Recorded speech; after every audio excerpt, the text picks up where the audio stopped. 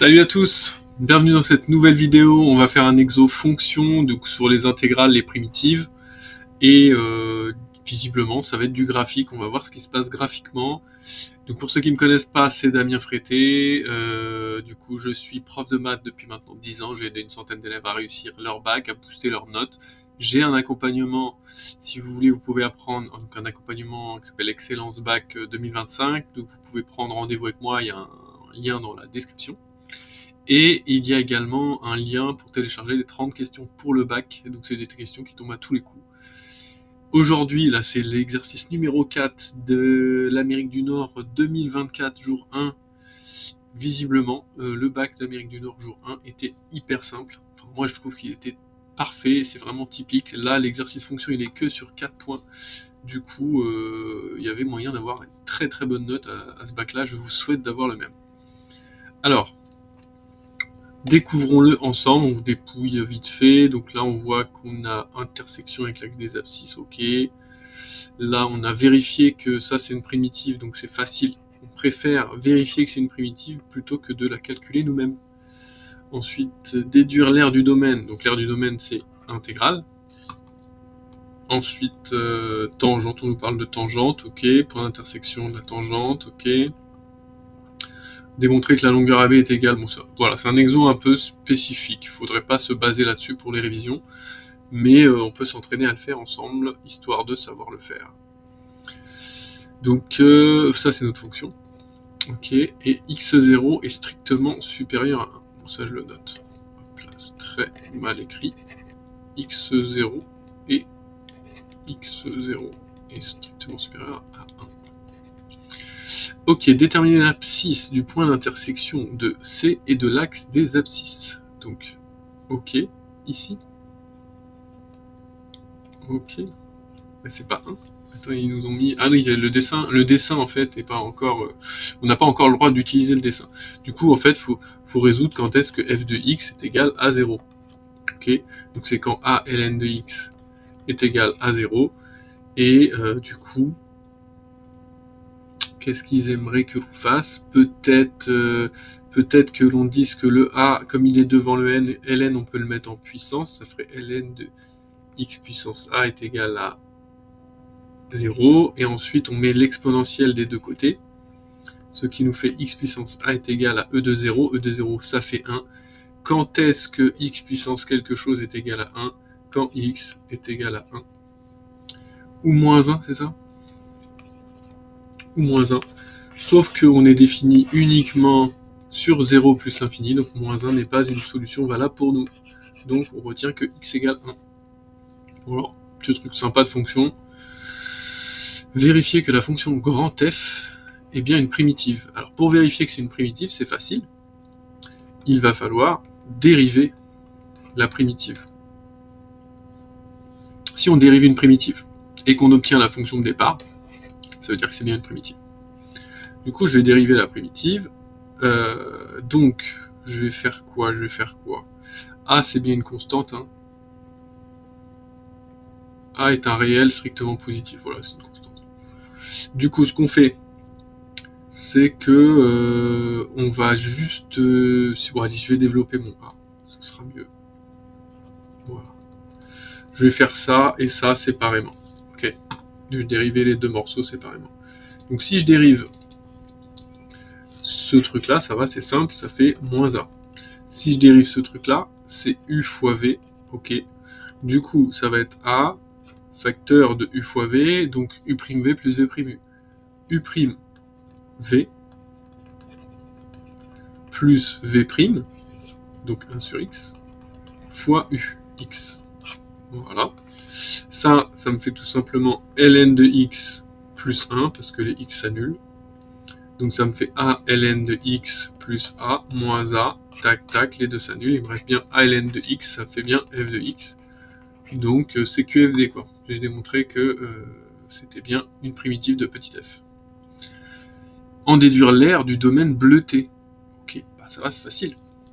Puisque le domaine bleuté, il va de 1 jusqu'à x0. Du coup, je vais tout gommer. Je vais faire ma question suivante.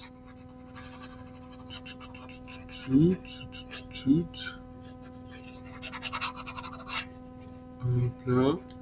Du coup, l'aire d'un domaine, c'est une intégrale. Donc on fait l'intégrale de 1 jusqu'à x0 de f de x dx. Puisque une intégrale, c'est l'aire sous la courbe, entre la courbe et l'axe des abscisses. D'une certaine valeur jusqu'à une certaine valeur. Du coup, on fait la primitive de f, ça va nous la donner. C'est pour ça d'ailleurs qu'on nous l'a donné juste avant. Et ensuite, bah, du coup, on fait grand f de x0 moins grand f de 1. Et donc, grand f il est là-haut, voilà, donc ça nous fait a x0 ln de x0 moins x0. J'ai fait une parenthèse de trop. Moins a ln de a plutôt 1 ln de 1 moins 1. Voilà. Je la fous bien recopier pour pas se faire avoir. Du coup, je peux factoriser par a. Ça me fait x0 ln de x0 moins x0 moins ln de 1, ça fait 0. Donc, il me reste juste 1. Donc, plus 1. Voilà. C'est tout, je pense. Fonction de ax0. Fonction de ax0, c'est bon. On notait la tangente à la courbe C au point M d'abscisse x0. Ok. Donc c'est la fameuse tangente qui nous dessine ici. Tac, tac. On appelle A le point d'intersection de la tangente avec l'axe des ordonnées. Ok, donc ce point-là. Et B le projeté orthogonal de M sur l'axe. Donc B c'est ça. Ok. Donc on s'intéresse à la distance AB. Démontrer que la longueur AB est égale à une constante. Ok. Donc AB, démontrer que AB est égal à une constante. Comment on va faire ça?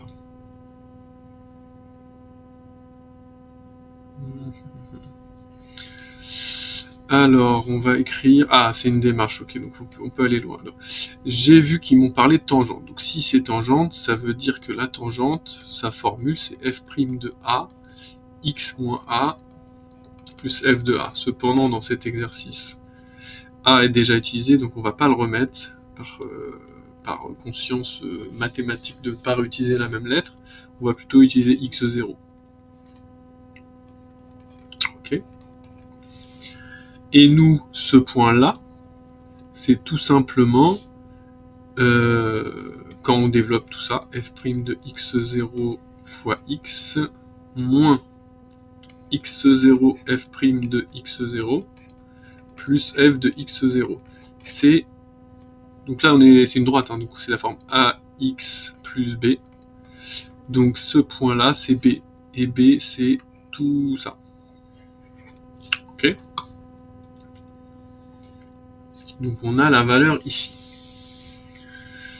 La valeur, donc on a la valeur f ici. Donc on a cette longueur là. Ici, on veut la longueur ici, c'est f de x0. Ok, f de x0. F de x0,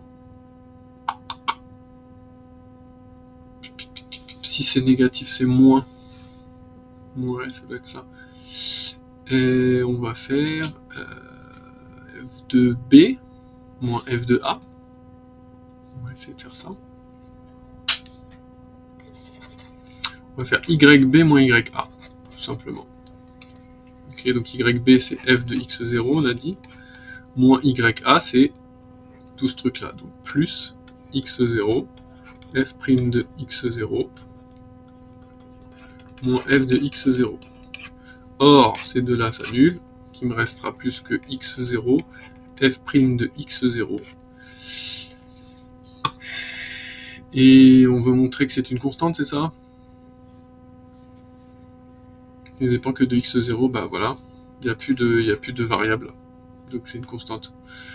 Je pense que c'est tout, hein. C'est un peu chelou, mais voilà. On pourrait calculer f' de x0, f' de ça, c'est tout simplement a sur x, ok, donc Ça nous ferait x0 fois a sur x0, ça nous ferait même a. Voilà, bon, je pense que c'est ça. Vous me dites dans les commentaires si c'est ça, si vous avez trouvé la même chose, ce que vous en pensez. Et si vous avez des questions, n'hésitez pas, on va débattre, il n'y a pas de souci. On pourra éventuellement regarder la correction, si besoin. Et du coup, vous fiez pas sur ce genre d'exercice pour les révisions, c'est beaucoup trop simple, beaucoup trop court. D'ailleurs, on n'a même pas mis 10 minutes à le faire. Et voilà, continuez les révisions, et on se dit à la prochaine vidéo.